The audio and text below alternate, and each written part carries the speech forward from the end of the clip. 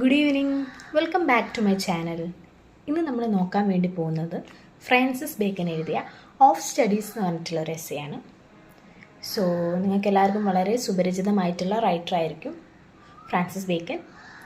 അദ്ദേഹം ഒരു English philosopher ആയിരുന്നു, ഒരു സ്റ്റേറ്റ്സ്മാൻ ആയിരുന്നു, പിന്നെ ഫാദർ ഓഫ് എസ്സേസും ഫാദർ ഓഫ് എംബ്രിസിസം എന്നൊക്കെ അറിയപ്പെട്ട ഒരു പേഴ്സണാലിറ്റിയാണ് നമ്മുടെ ഫ്രാൻസിസ് ബേക്കൻ എന്ന് പറയുന്നത്. അദ്ദേഹം 1597 എഴുതിയ എസ്സേ കളക്ഷനിലുള്ള എസ്സേയാണ് നമ്മുടെ ഓഫ് സ്റ്റഡീസ് എന്ന് പറഞ്ഞിട്ടുള്ളത്. സോ നമുക്ക് ഡയറക്റ്റ്ലി എസ്സേയിലോട്ട് പോവാം.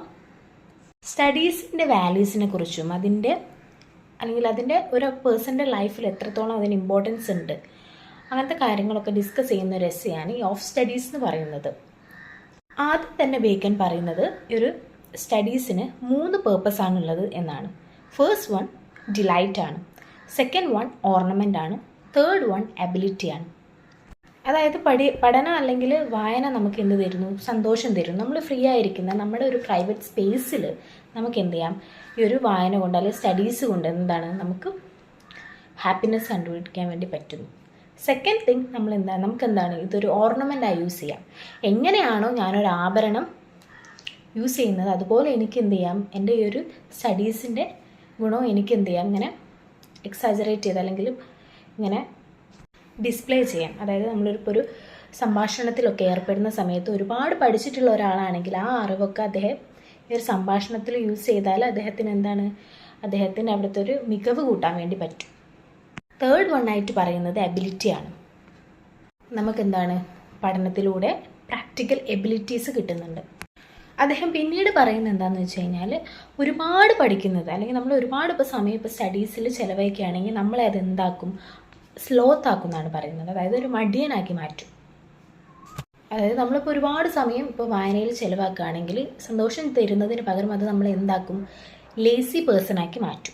അതോടൊപ്പം നമ്മൾ എല്ലാ ടൈമിലും ഇതൊരു ഓർണമെൻ്റ് ആയിട്ട് യൂസ് ചെയ്യുകയാണെങ്കിൽ, നേരത്തെ പറഞ്ഞു കോൺവെർസേഷനിലൊക്കെ നമ്മളിതൊരു അലങ്കാരത്തിന് വേണ്ടി നമ്മുടെ നോളജ് യൂസ് ചെയ്യുകയാണെങ്കിൽ പിന്നെ അതൊരു എന്തായി മാറും? ഒരു ഷോ ഓഫ് ആയി മാറും. അതുകൊണ്ട് വല്ല യൂസ് ഇല്ലാത്ത പോലെയാവും.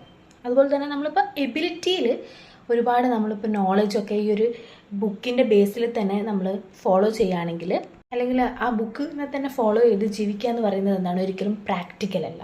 സോ ഒരുപാട് സമയം പഠിക്കുന്നത് അത്ര നല്ലതല്ല എന്നാണ് നമ്മുടെ ബേക്കൻ പറയുന്നത്. പിന്നെ നമ്മുടെ ക്വാളിറ്റീസ്, നാച്ചുറൽ ക്വാളിറ്റീസിനെ ഒരു നാച്ചുറൽ പ്ലാന്റ് ആയിട്ടാണ് ബേക്കൻ കമ്പയർ ചെയ്യുന്നത്. നമ്മളിപ്പോൾ ഒരു കാട്ടുചെടീനെ ആരും പോയിട്ട് കട്ട് ചെയ്യാനും പ്രൂൺ ചെയ്യാനൊന്നും പോകില്ല. അതെന്ത് ചെയ്യും? വൈൽഡായിട്ട് വളരും, ഒരു ഷേപ്പൊന്നും ഇല്ലാതെ. അതിന് കറക്റ്റ് ഒരു ഷേപ്പിൽ അത് നിൽക്കണമെങ്കിൽ നമ്മൾ എന്ത് ചെയ്യണം? അതിന് പ്രോപ്പർ പ്രൂണിങ് കൊടുക്കണം എന്നും അദ്ദേഹം പറയുന്നുണ്ട്. പിന്നെ പറയുന്ന ഒരു ഇമ്പോർട്ടൻറ്റ് പോയിന്റ് എന്താണെന്ന് വെച്ച് കഴിഞ്ഞാൽ, ക്രാഫ്റ്റി മെൻ കണ്ടം studies, simple men admire them and vice man use dum. അതായത് ക്രാഫ്റ്റി മെൻ, അതായത് ഇൻ്റലിജൻറ്റ് പീപ്പിൾ എപ്പോഴും സ്റ്റഡീസിന് ചെയ്യുന്നത്?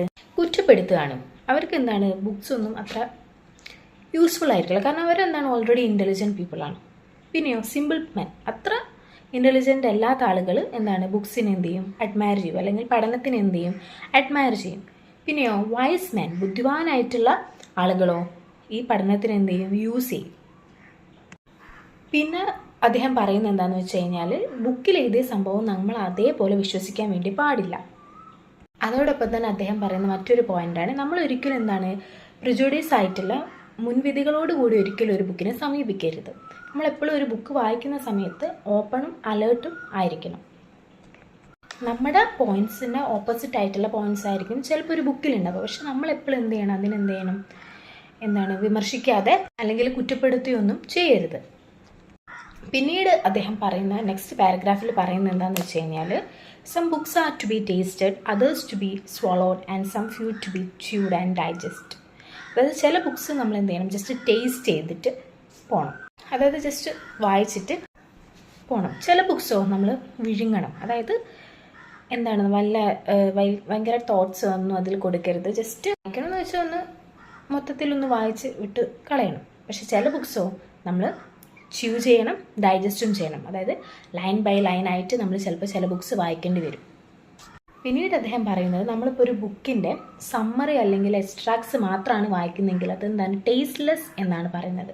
അതിനെ ഡിസ്റ്റിൽഡ് വാട്ടർ ആയിട്ടാണ് കമ്പയർ ചെയ്യുന്നത്. ഡിസ്റ്റിൽഡ് വാട്ടർ എന്താണ്, ടേസ്റ്റ്ലെസ് ആണ്, പക്ഷേ എന്താണ്, ഹൈജീനിക് ആണ്. സോ നമ്മളിപ്പോൾ സമ്മറി വായിക്കുന്നതിന് അദ്ദേഹം ഡിസ്റ്റിൽഡ് വാട്ടറുമായിട്ടാണ് കമ്പയർ ചെയ്തിട്ടുള്ളത്. പിന്നീട് അദ്ദേഹം പറയുന്നത് എന്താണെന്ന് വെച്ച് കഴിഞ്ഞാൽ reading makes a full man, confidence a ready man and writing an exact man. അപ്പോൾ ഒരു വ്യക്തി റീഡ് ചെയ്യുകയാണെങ്കിൽ അത് അദ്ദേഹത്തെ, ആ വ്യക്തിയെ ഒരു ഫുൾ മാൻ ആക്കാൻ സഹായിക്കുന്നു എന്നാണ് പറയുന്നത്. അതുപോലെ ഡിസ്കസ് ചെയ്യുക, അതിൻ്റെ ബേസിസിൽ കോൺവെർസേഷൻ നടത്തുക, ഡിബേറ്റ് ഒക്കെ നടത്തുകയാണെങ്കിൽ അതെന്ത് ചെയ്യും, ഒരു വ്യക്തിയെ റെഡി മാൻ ആക്കുന്നു. എപ്പോഴും റെഡി ആയിട്ടുള്ള, എന്ത് ടാസ്ക് കൊടുത്താലും ചെയ്യാൻ റെഡി ആയിട്ടുള്ള ഒരു മാനാക്കി മാറ്റുന്നു എന്നാണ് പറയുന്നത്. പിന്നെ റൈറ്റിംഗ്, ഇപ്പം നമ്മൾ കാര്യങ്ങളൊക്കെ എഴുതി വെച്ച് പ്രിപ്പയർ ചെയ്ത് അല്ലെങ്കിൽ ലിസ്റ്റ് ഔട്ട് ചെയ്യുന്ന ഒരാളാണെങ്കിൽ അത് നമ്മളെ ഒരു എക്സാക്റ്റ് മാൻ ആക്കുന്നു എന്നാണ് പറയുന്നത്. So reading makes a full man, confidence a ready man and writing an exact man. പിന്നീട് പറയുന്നത് എന്താണെന്ന് വെച്ച് കഴിഞ്ഞാൽ ഇപ്പോൾ ഒരു വ്യക്തി എഴുതുന്നില്ല അല്ലെങ്കിൽ കുറച്ച് മാത്രമേ എഴുതുന്നുള്ളൂ എങ്കിൽ അദ്ദേഹത്തിന് എന്തായിരിക്കണം, ഒരു ഗ്രേറ്റ് മെമ്മറി ഉണ്ടായിരിക്കണം. കാരണം എല്ലാ കാര്യങ്ങളും അദ്ദേഹം ഓർത്ത് വെച്ചായിരിക്കും ചെയ്യുന്നത്. റൈറ്റിങ്ങിൻ്റെ ആവശ്യം അദ്ദേഹത്തിന് വരുന്നില്ല. പിന്നെ പറയുന്നത് എന്താണെന്ന് വെച്ച് കഴിഞ്ഞാൽ ഒരാളിപ്പം കുറച്ച് കോൺവെർസേഷൻ മാത്രമാണ് ചെയ്യുന്നതെങ്കിൽ അദ്ദേഹത്തിന് നല്ലൊരു പ്രസൻറ്റ് വിറ്റ് ഉണ്ടാവും. അതായത് നല്ല ഇൻ്റലിജൻ്റ് ആയിരിക്കും അദ്ദേഹത്തിന് എന്താണ് കോൺഫിഡൻ്റ് ഒന്നും അല്ലെങ്കിൽ ഒരു കോൺവെർസേഷൻ്റെ ഒന്നും ആവശ്യമേ ഇല്ല, ഭയങ്കര ഇൻ്റലിജൻ്റ് ആയിരിക്കും അദ്ദേഹം. അതേപോലെ ഇപ്പോൾ ഒരു വ്യക്തി കുറച്ച് മാത്രമേ വായിക്കുന്നുള്ളൂ എന്നെങ്കിൽ അദ്ദേഹം എന്തായിരിക്കും, ഒരു കണ്ണിങ് പേഴ്സൺ ആയിരിക്കും. കാരണം തനിക്ക് ഇല്ലാത്ത നോളജ് ഉണ്ടെന്ന് അദ്ദേഹം എന്ത് ചെയ്യണം, അഭിനയിക്കണം. സോ അദ്ദേഹം എന്തായിരിക്കും, ആ വ്യക്തി എന്തായിരിക്കും, ഒരു കണ്ണിങ് പേഴ്സൺ ആയിരിക്കും എന്നാണ് ബേക്കൻ പറയുന്നത്. ഇപ്പോൾ നമ്മളൊരു ബുക്ക് വായിക്കുകയാണെങ്കിൽ അതിനെ സംബന്ധിച്ച് കോൺവെർസേഷനും ഡിസ്കഷനും ഒക്കെ മറ്റുള്ളവരുമായിട്ട് നടത്തുകയാണെങ്കിൽ നമ്മളെ എന്ത് ചെയ്യും, നമ്മുടെ ഇൻ്റലിജൻസിന് അത് ഷാർപ്പൺ ചെയ്യുന്നു അല്ലെങ്കിൽ ഫേർണിഷ് ചെയ്യുന്നു എന്നുകൂടെ ബേക്കൻ പറയുന്നുണ്ട്. പിന്നെ പറയുന്നത് എന്താണെന്ന് വെച്ച് കഴിഞ്ഞാൽ ഹിസ്റ്ററി പഠിക്കുന്നതിലൂടെ ഒരു മനുഷ്യനെ എന്താക്കുന്നു, വൈസ് മാൻ ആക്കുന്നു എന്നാണ്. പോയട്രി അല്ലെങ്കിൽ പോയറ്റ്സിനെ കുറിച്ച് പഠിക്കുന്നതിലൂടെ ഒരു മാനിനെ വിറ്റി അല്ലെങ്കിൽ ഇൻ്റലിജൻറ്റ് പേഴ്സൺ ആക്കുന്നു എന്നാണ്. മാത്തമാറ്റിക്സ് പഠിക്കുന്നതിലൂടെ സട്ടിൽ ആക്കുന്നു എന്നാണ് പറയുന്നത്. സട്ടിൽ എന്ന് വെച്ച് കഴിഞ്ഞാൽ സൂക്ഷ്മമാക്കുന്നു, സൂക്ഷ്മമായി എന്നൊക്കെയുള്ള മീനിങ് ആണ്. കാരണം നമുക്കറിയാം മാത്തമാറ്റിക്സ് നമ്മൾ ഒരുപാട് പ്രോബ്ലം സോൾവിങ് അങ്ങനെയൊക്കെ ചെയ്യണം. അപ്പോൾ അത് പഠിക്കുന്നതിലൂടെ നമ്മൾ എന്താക്കുന്നു, സട്ടിലാക്കുന്നു. പിന്നെ നാച്ചുറൽ ഫിലോസഫി പഠിക്കുന്നതിലൂടെ നമ്മൾ ഡീപ്പാക്കുന്നു. മോറൽ പഠിക്കുന്നതിലൂടെ നമ്മുടെ ഗ്രേവ് ആക്കുന്നു. ഗ്രേവ് എന്ന് വെച്ച് കഴിഞ്ഞാൽ ഇവിടെ സീരിയസ് എന്നുള്ള മീനിങ് ആണ്. പിന്നെ ലോജിക് ആൻഡ് റിട്ടോറിക് പഠിക്കുന്നതിലൂടെ നമ്മൾ എന്ത് ചെയ്യുന്നു, ഏബിൾ ടു കണ്ടക്ട്, അതായത് എപ്പോഴും കോൺവെർസേഷനും ഡിബേറ്റും ഒക്കെ നടത്താൻ വേണ്ടിയിട്ട് നമ്മളെ ഹെൽപ്പ് ചെയ്യുമെന്നാണ് പറയുന്നത്. അപ്പോൾ ഹിസ്റ്ററി പഠിച്ചാൽ എന്താക്കും, വൈസ് മാൻ ഹെൽപ്പ് ചെയ്യുന്നു. പോയട്രി അല്ലെങ്കിൽ പോമൊക്കെ റിലേറ്റ് ആയിട്ടുള്ള കാര്യങ്ങളാണ് പഠിക്കുന്നതെങ്കിൽ വിറ്റി ഇൻ്റലിജൻ്റ് ആക്കാൻ ഹെൽപ്പ് ചെയ്യുന്നു. മാത്തമാറ്റിക്സ് ആണെങ്കിൽ സട്ടിലാക്കുന്നു. ഫിലോസഫി ആണെങ്കിൽ, നാച്ചുറൽ ഫിലോസഫി ആണെങ്കിൽ ഡീപ്പ് ആക്കാൻ നമ്മളെ സഹായിക്കുന്നു.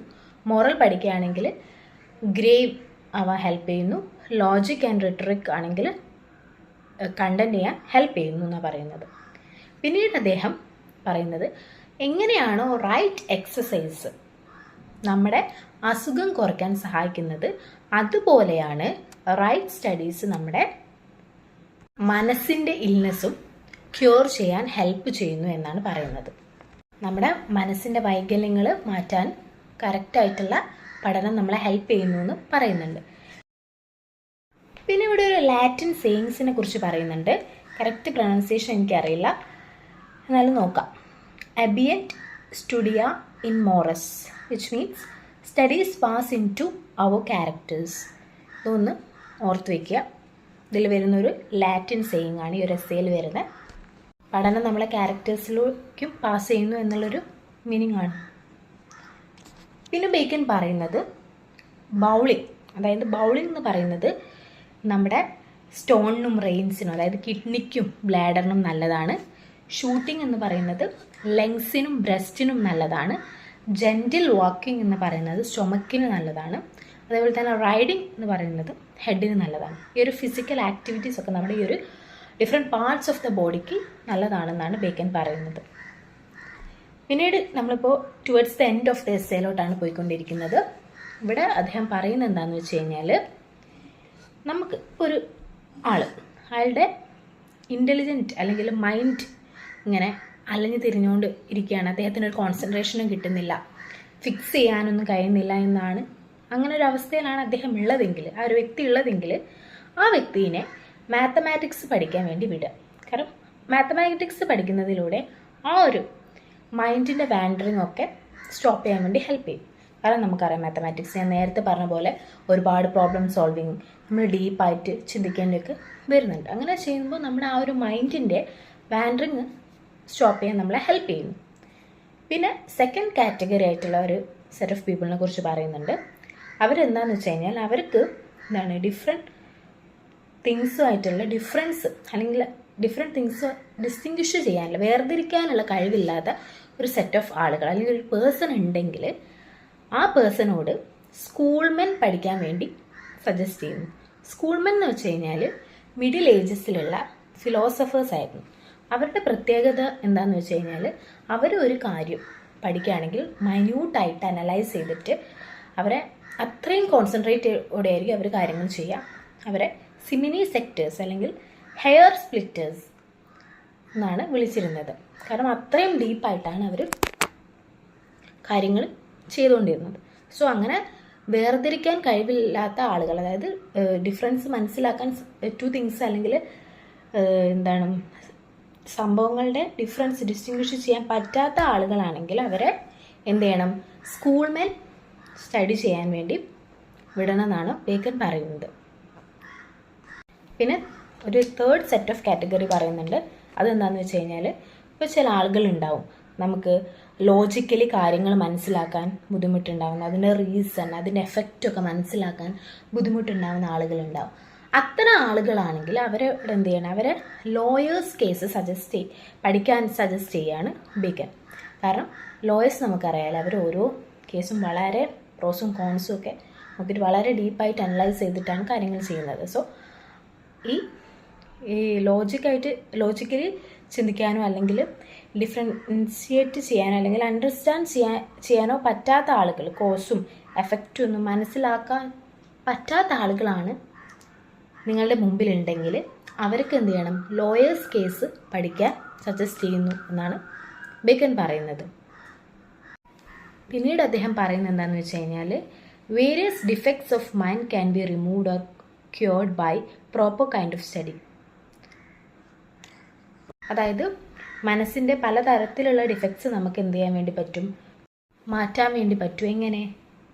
പ്രോപ്പർ കൈൻഡ് ഓഫ് സ്റ്റഡിയിലൂടെ, കറക്റ്റായിട്ടുള്ള ഒരു പഠനത്തിലൂടെ നമുക്ക് നമ്മുടെ മനസ്സിൻ്റെ വേരിയസ് ഡിഫക്ട്സ് എന്ത് ചെയ്യാൻ വേണ്ടി പറ്റും, ഇല്ലാതാക്കാൻ വേണ്ടി പറ്റും. ഇതോടുകൂടിയാണ് ഈ ഒരു എസ്സേ അവസാനിക്കുന്നത്. സോ നിങ്ങൾക്ക് ഈ ഒരു വീഡിയോ യൂസ്ഫുൾ ആണെങ്കിൽ please to support me through subscribing and please to tell your feedback through comments. So that's all. വേറൊരു വീഡിയോ ആയിട്ട് കാണാം. Till then, bye.